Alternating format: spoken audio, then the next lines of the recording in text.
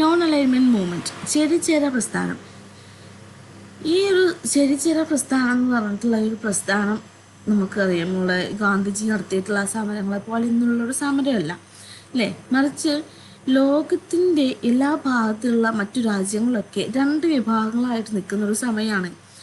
So US കീഴിലുള്ള രാജ്യങ്ങളൊക്കെ എന്ന് പറഞ്ഞാൽ ക്യാപിറ്റലിസത്തിനാണ് കുറച്ചും കൂടെ പ്രാധാന്യം നൽകുന്നത്. എന്നാൽ USSRൻ്റെ കീഴിലുള്ള രാജ്യങ്ങളൊക്കെ സോഷ്യലിസത്തിനാണ് ഇമ്പോർട്ടൻസ് നൽകുന്നത്.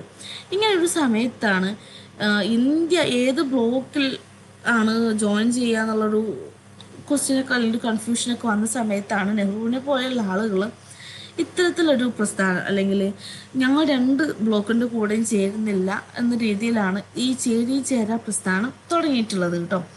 ഒരു പ്രധാന ശക്തി കൂട്ടായ്മയായോ അല്ലെങ്കിൽ എതിർത്തോ ഔദ്യോഗികമായിട്ട് യോജിക്കാതെ ഏകദേശം ഒരു 120 രാജ്യങ്ങളോളം ഇപ്പോൾ നമ്മുടെ ഈ നോൺ അലൈൻമെൻറ്റ് മൂവ്മെൻറ്റ് അല്ലെങ്കിൽ ചേരിചേര പ്രസ്ഥാനത്തിലുണ്ട്.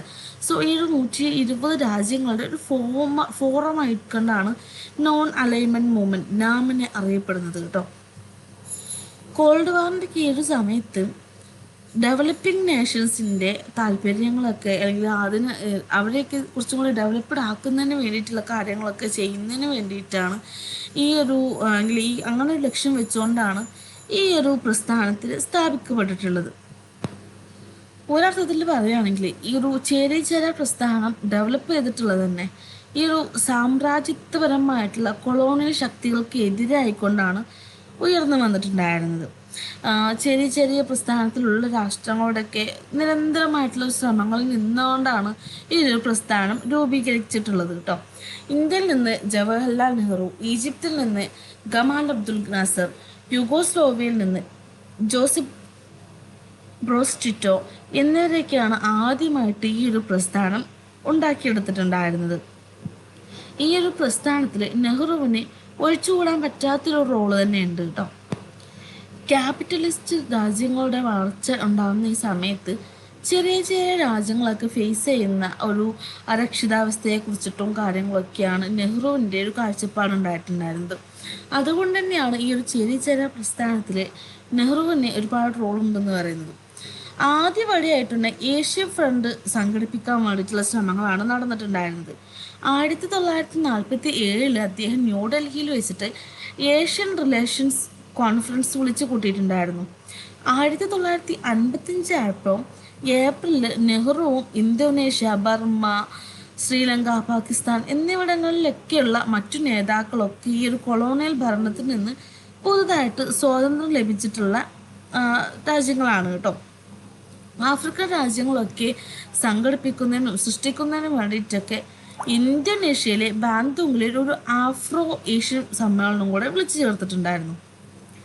രണ്ട് സമ്മേളനങ്ങളും പുതുതായിട്ട് സ്വതന്ത്രമായിട്ടുള്ള രാജ്യങ്ങൾ ഫേസ് ചെയ്യുന്ന സാമ്പത്തികമായിട്ടും രാഷ്ട്രീയമായിട്ടും മറ്റു സാമൂഹികമായിട്ടൊക്കെയുള്ള പ്രശ്നങ്ങളൊക്കെയാണ് കുറച്ചും കൂടെ എംഫസൈസ് ചെയ്തിട്ടുണ്ടായിരുന്നത്. എന്നാലും ബാന്തോങ് സമ്മേളനം ഒരു പരാജയമായിട്ടാണ് നിലകൊണ്ടിട്ടുണ്ടായിരുന്നത്.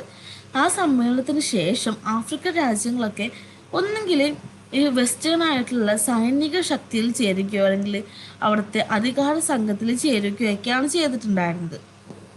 സോ ഈ ബാന്തോങ് സമ്മേളനത്തിന് ശേഷം ചില സംസ്ഥാനങ്ങളെ സംഘടിപ്പിക്കുകയും അതിനുള്ള അവരുടെ പ്രോഗ്രാംസ് എന്തൊക്കെയാണെന്നുള്ളത് തിരിച്ചറിയുക ചെയ്യേണ്ടത് ആവശ്യമാണെന്ന് നേതാക്കൾക്ക് മനസ്സിലായിട്ടുണ്ടായിരുന്നു. സോ ഈ ഒരു സമയത്ത് ഈ സംസ്ഥാനങ്ങളൊക്കെ കുറച്ചും കൂടെ ഒരു യൂണിഫിക്കേഷൻ, ഒരു ഒന്നിപ്പിക്കാൻ വേണ്ടിയിട്ട് യുഗോസ്ലാവിയൊക്കെ ശ്രമിച്ചിട്ടുണ്ടായിരുന്നു. അതിനു വേണ്ടിയിട്ട് തന്നെ ഈ ഒരു പ്രസ്ഥാനം യുഗോസ്ലോവിയയിലെ പ്രിയോണിൽ നിന്നാണ് തുടങ്ങിയിട്ടുള്ളത്. 1556 ജൂണിൽ ടിറ്റോയുമായിട്ടൊരു ചർച്ച നടത്തിയിട്ടുണ്ടായിരുന്നു. നെഹ്റുവും നാസറും ഈ ഒരു സഖ്യം ഉണ്ടാക്കുന്നതിൽ കുറച്ചും കൂടെ ഒരു മുന്നോട്ട് വരുന്ന ആളുകളായിരുന്നു.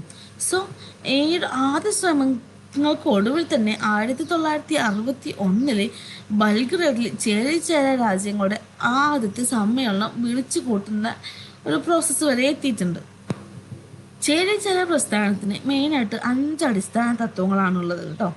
ഫസ്റ്റ് ഇത് പറയുന്നത് സ്വതന്ത്രമായിട്ടുള്ളൊരു വിദേശ നയം ഉണ്ടെന്നുള്ളതാണ്. രണ്ടാമത് പറയുന്നത് കൊളോണിയലിസത്തിനോടുള്ള എതിർപ്പ്. മൂന്നാമത് പറയുന്നത് ഒരു പവർ ബ്ലോക്കിലും അംഗമായിരിക്കരുത് എന്നുള്ളതാണ്. നാലാമതായിട്ട് പറയുന്നത് രണ്ട് അധികാരങ്ങളുമായിട്ട് ഒരു ഉടമ്പടിയും ഉണ്ടാക്കാൻ പാടില്ല. പിന്നീട് പറയുന്നത് വൻ ശക്തികൾക്ക് സൈനിക പിന്തുണ നൽകരുത്. ഇത്തരത്തിലുള്ള 5 വിഷയങ്ങളാണ് മെയിനായിട്ട് പറയുന്നത് കേട്ടോ. ചെറിയ ചെറിയ പ്രസ്ഥാനത്തിൽ അംഗമാകുന്ന രാജ്യങ്ങൾക്ക് വേണ്ടിയിട്ട് ഈ 5 തത്വങ്ങൾ പ്രയോഗിക്കുകയാണ് ചെയ്തിട്ടുണ്ടായിരുന്നത്. ബെൽഗ്രേഡിലെ ചെറിയ ചെറിയ പ്രസ്ഥാനത്തിൻ്റെ ആദ്യത്തെ ഉച്ചകോടി നടക്കുകയാണ്. 1961 20 രാജ്യങ്ങൾ ഇതിനകത്ത് പങ്കെടുത്തിട്ടുണ്ടായിരുന്നു. ഈ ആദ്യത്തെ ഉച്ചകോടിയിൽ തന്നെ ബർലിനിലെ സാഹചര്യങ്ങളെ കുറിച്ചിട്ടൊക്കെ ചർച്ച ചെയ്തിട്ടുണ്ടായിരുന്നു. ദെൻ